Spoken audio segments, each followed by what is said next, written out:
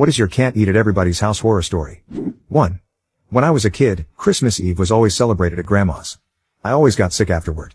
Like, Merry Christmas, you're going to puke now. It wasn't until I was all grown up and helping her out in the last weeks of her life that I learned why she did not believe in expiration dates on anything. 2. I was babysitting a kid in a pretty dirty house.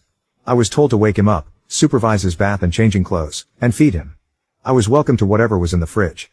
The house and his clothes were filthy. Then, when I opened the cabinets, floods of roaches poured out. There were roaches in every open box and container. I took him back to my house and returned him later that day. I hope the boy ended up in a better situation. I found out CPS got involved shortly after. 3. Told my dad my sandwich tasted like fly spray at my grandma's house. He didn't believe me.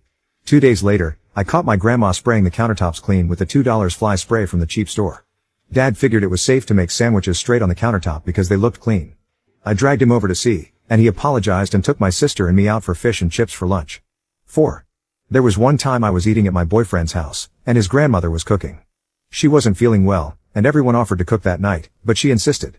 Usually, when she's cooking, she doesn't like anyone in the kitchen. The kitchen, however, is the first thing you see when you walk into the apartment. I came back from the store, helping pick up a few things for dinner, and walked in to see her blowing her nose with her hand and then using the same hand to massage seasonings into the chicken. She cooked the chicken and the rice. I didn't eat that day and just said I'd eaten before I came over. Some of his family members thought I was rude, but I didn't have the heart to tell them. They didn't like me very much anyway because I was shy. 5. Had a Christmas party at work. Someone brought pasta salad. The bowl was full of cat hair. I wanted to throw up immediately. Unfortunately, I'm bad at keeping a poker face. 6.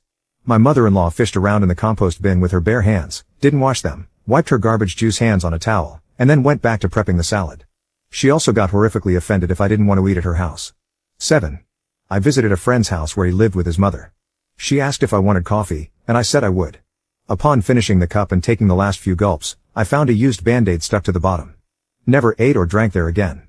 8. My first boyfriend's parents invited me for Thanksgiving. I came over a few days before Christmas, and all the same dirty dishes from Thanksgiving were still in the kitchen. I passed on coming over for Christmas dinner. 9. I went to a friend's house after school. He was going to teach a group of us how to play D&D. We got there, and his house was disgusting. I'm not the neatest person, but the carpet hadn't been vacuumed in forever, clothes were everywhere, and dirty dishes were stacked up.